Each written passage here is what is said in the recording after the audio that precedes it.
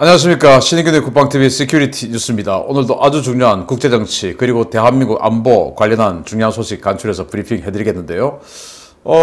여러 많은 팬분들이 저보고 그렇게 이야기를 하세요. 아니 국방TV면 국방TV답게 국방, 군사, 무기 이런 거나 할 일이지 왜 정치 이야기를 하냐 라고 이렇게 비난을 하시는 댓글들을 제가 가끔 봤는데 저는 지금 현재 대한민국의 안보 중에서 가장 핵심적인 것은 문재인 정권을 자유민주주의 정권으로 바꾸는 거, 이것보다 더한 안보 이슈는 없다라고 생각합니다. 제 주변에 또 만약에 이 민주당 정권이 당선이 된다면 대통령에 이민 가야 된다, 이민 가고 싶다, 이민 갈 거다, 그런 사람 굉장히 많아요. 여러분들 주변에도 많으시죠. 저도 그런 이야기 할 때마다 나도 그럼 가야 되나, 어디로 가야 되지?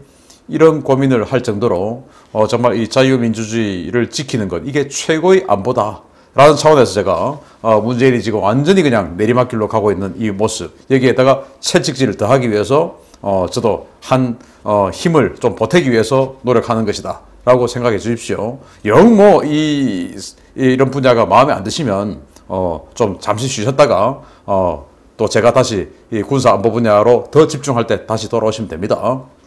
자, 오늘은요, 문재인이 북한에서도 완전히 그냥 팽당하고, 그리고 대한민국 이 자신의 이 부하들에게도 팽당하고 하는 그런 모습, 그러면서 정말 레임덕이 가속이 아니라 그냥 초음속으로 돌파할 그런 가능성 생겼다라는 거 여러분들께 알려드리고, 그리고 지금 또 그런 것이 더 가속화되게끔 미 정보 최고 수장이 뭔가 우리나라에 들어와서 일을 하고 있는 것 같다 라는 소식 전해드리겠습니다. 첫 번째입니다.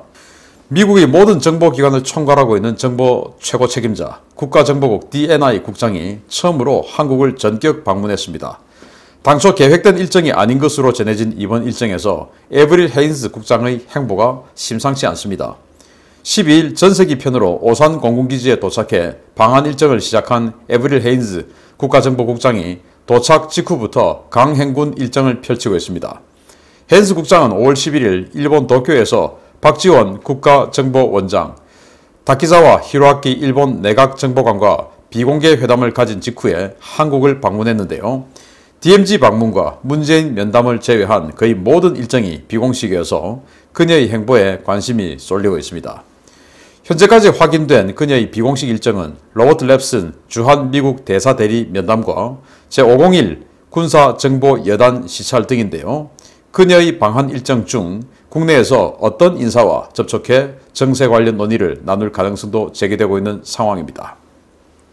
문화일보는 헤인즈 국장의 국내 인사 면담 계획은 알려지지 않았지만 통상 미 정보기관장들은 방한 시에 한국의 전직 고위 관료 혹은 친분이 있는 인사들과 면담 자리를 만들어 한국 내의 상황을 청취해 왔었다 라면서 헤인즈 국장이 비공개 일정으로 국내 인사를 만날 가능성이 있다고 분석했습니다. 헤인즈 국장의 국내 인사 접촉이 주목을 받는 것은 지난 2019년 9월 크리스토퍼 레이 연방수사국 즉 FBI 국장의 윤석열 검찰총장 접견 직후 윤석열 총장의 칼날의 방향이 바뀌었기 때문인데요. 이 때문에 대선을 10개월 정도 앞둔 시점에 미 정보 책임자가 한국의 어떤 인사를 만날지, 그리고 이번 방한을 계기로 국내 정치 상황이 어떻게 바뀔지 관심이 쏠리고 있습니다. 이 에브럴 헤인즈 완전히 오바마, 클린턴 여기 최측근입니다. 오바마 시절에 백악관 국가안보 부보좌관을 했고, 그리고 CIA 부국장을 했었어요. 그럴 정도로 완전히 그냥 뭐 최고 핵심이고, 그리고 CIA 부국장 하면서 요인 암살에 대한 뭐 이런 것들을 전담했습니다. 그래서 드론을 가지고 요인을 암살하는 이 부분에 대한 법적인 뒷받침을 해주고 뭐 이런 것들을 주로 했었는데, 그리고 이제 공작도 했고, 그런데 이제 이 헤인즈 DNI 국장이 일본에서 우리 박지원 국정원장하고 일본 내각정보국장하고 같이 이렇게 3자 회동을 한 겁니다. 그러면서 뭐 공개된 바로는 여기에서 북한에 대한 정보 판단을 어떻게 하고 있냐 라고 이제 박지원과 일본 내각정보국장에게 물어봤다는데, 각각의 견해를 물어봤겠죠. 뭐 몰라서 묻겠습니까? 넌 어떤 놈인가? 이거 판단하려고 했지 않겠습니까? 아마 박지원 국정원장이 무슨 대답을 했는지 모르겠지만 아마 야, 너는 상종할 사람이 아니구나 라는 생각을 했을 가능성이 아주 높겠죠. 자, 그리고는 일본에서 그들을 만나고는 미국으로 돌아가지 않고 전세기 편으로 한국에 왔어요. 전용기가 아니고 전세기입니다.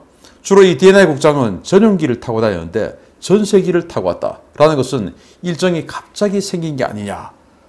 그 전세기라고 하는 것은 뭐 대한항공, 아시아나항공, 뭐 잘 이런 게 아니고 미 공군에 주로 용역을 대주는 전세기가 있습니다. 그 전세기를 타고 오산공항으로 들어왔고 오산기지에서 지금부터 일정을 거의 뭐 며칠간 지금 하고 있는데 뭐 문재인 면담하고 여기까지는 뭐 알려진 내용이지만 DMZ 가고 또 정보국장이니까 한국에 있는 주한미군 501 정보여단 방문해서 이제 거기에서 정보 듣고 보고받고 하는 것은 뭐 이건 아주 지극히 정상인데 자 저녁 일정이 전혀 공개되지 않았다는 겁니다. 저녁에 뭐 하느냐 누구 만나서 뭐 하느냐 아무도 모른다 이겁니다. 당연히 모르겠죠. 알릴 수 없겠죠. 자 그래서 저는 지난 2019년에 크리스토퍼 레이 FBI 국장이 한국을 방문했고 윤석열 총장을 만났을 때 무슨 이야기를 했을까? 그런데 희한하게도 그 이후에 윤석열 총장의 행보가 완전히 달라졌죠. 그리고는 지금 야권의 특히 이 보수 우파 자유민주주의 계열의 최고의 대선 후보에 오르는데 성공했습니다. 크리스토퍼 레이 FBI 국장하고 여기까지 상의를 했는지 모르겠으나 어쨌든 그 레이 국장을 만난 이후에 윤석열 총장의 행보가 완전히 달라졌습니다. 자, 이번에는 과연 누구를 만나서 어떤 변화를 일으킬지 정말 기대되는데요. 헤인즈 국장이 그냥 여기 와가지고 DMZ 구경이나 하고 그러기 위해서 3일간을 여기에 머무른다 라고 생각하지는 않습니다. 밤에 저녁에 누구와 어떤 약속을 하고 어떤 제안을 하고 해나갈지 그것은 아마도 자유민주주의 시장경제체제를 지키는데 좀 더 힘을 보태는 일이 아닐까라고 생각이 되고 이 이후에 누가 변신을 할지 기대됩니다. 자, 두 번째 소식인데 변신한 사람 많습니다. 두 번째. 최근 취임 4주년 연설에서 마치 평행우주 다른 세계에서 온 듯한 주장을 늘어놓아 국민적 분노를 샀던 문재인 대통령의 말로가 갈수록 암담해지는 모양새입니다. 검찰은 물론 여당에서도 레임덕 현상이 뚜렷하게 나타나고 있습니다.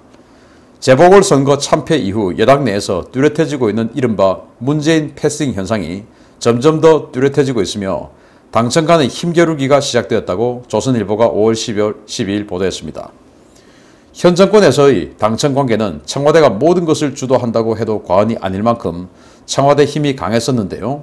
최근 3명의 장관 후보자에 대해 여당에서 문제 제기를 하며 낙마를 요구하는가 하면 새로 취임한 당대표가 더 이상 당이 청와대에 끌려다녀서는 안 된다라는 강경 발언을 하며 당청 관계가 급속히 재편되고 있는 모양새입니다. 여권에서는 이미 이탈 현상도 발생했습니다. 정권 초기 문재인의 픽업을 받아 청와대 법무비서관으로 입성했던 김형현 변호사가 돌연 태도를 바꾸어 이재용 삼성전자 부회장의 변호인단에 합류하며 청와대와 반대 진영에 서는 상황이 펼쳐진 겁니다. 검찰 역시 윤석열 전 총장의 퇴임 이후 급격히 반문 진영으로 재편되고 있는데요.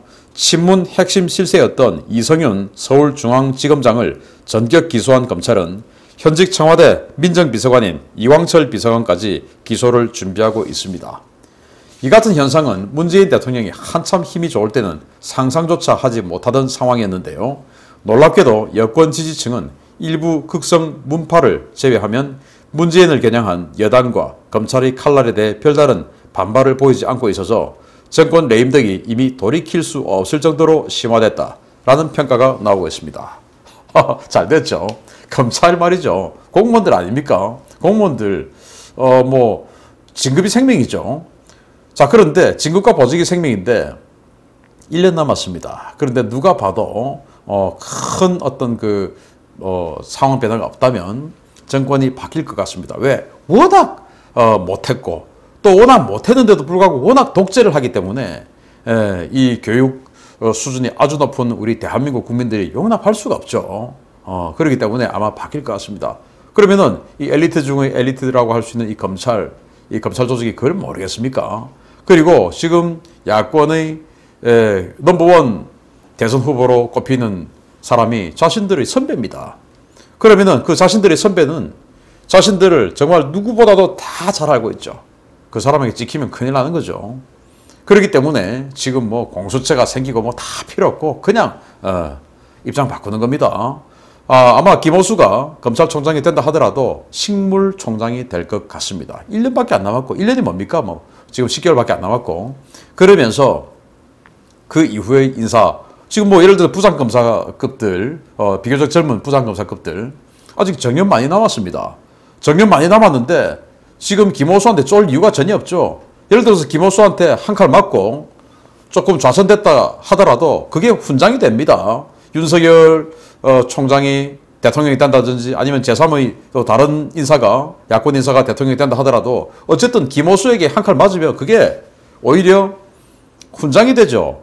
그런데 지금 김호수에게 픽업돼가지고 좋은 자리에 가면은 이놈 이거 전 정권 인사네 라고 바로 찍혀버립니다. 지금 잘 볼 이유가 전혀 없는 겁니다. 예를 들어서 정년이 1년 남은 사람은 잘해야죠. 왜? 이게 지금 자기 마지막 명함이기 때문에 높은 자리에 있다가 나가야 장관이어도 조금 더 높이 받고 하는 것이기 때문에 그 사람들은 잘하겠죠. 그러나 정년이 2년, 3년만 남아도 지금 김호수한테 잘 볼 이유가 없습니다. 그게 공무원 사회입니다.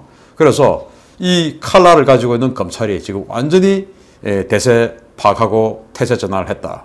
지금 뭐 완전히 그냥 뭐 이제는 아예 고속도로에 그냥 총알같이 달리는 그런 폭주 자동차, 페라리 자동차가 됐다라고 생각이 되고, 그런 차원에서 지금 김형현이라는 사람이 있는데 문재인 정부 초대 법무비서관이었어요. 법무비서관 하면서 이재용 삼성전자 부회장을 첫 번째 잡아넣을 때 그때 이제 총지휘하고 맹활약 하겠던 사람인데, 그러면 이재용 삼성전자 부회장을 잡아넣었던 사람 아닙니까? 그런데 이 사람이 지금 그 공으로, 뭐 그 공인지 모르겠지만 어쨌든 그러한 여러 가지 실적을 가지고 비서관 이후에 법제처장이 됐어요. 이야, 법제처장 얼마나 대단합니까? 그런데 이 사람이 지금 오히려 이재용을 잡아넣었던 사람이 이재용 부회장의 변호인단에 합류한 겁니다. 그들의 만류에도 불구하고. 이건 뭡니까? 이 사람도 부득이 파악했다라는 겁니다. 두 가지를 저는 볼 수 있는데, 좌파들은 뭐 의리도 다 필요 없고 돈이면 최고다. 그래서 돈만 주면 뭐 우리가 지금 좌파들 지금 워낙 돈 좋아하는 거 다 보고 있지 않습니까? 뭐 조모씨부터 시작해서 뭐 어마어마하게 많이 보고 있지 않습니까? 그렇기 때문에 역시 좌파는 돈만 주면 다 한다. 또는 좌파는 돌아서면 뒤통수 때린다. 그런 여러 가지가 복합이 되어서 지금 그 법무비서관까지 했던 아주 핵심 이너서클 인사가 오히려 반대 진영인 이재용 부회장 편에 섰다. 지금 이 정부는 이재용은 절대 꺼내줘서는 안 돼. 왜? 삼성전자는 공중분해 시켜야 되니까. 그래야 대한민국이 망하니까 라고 생각하는 자들 아닙니까? 이런 상황이 되었죠.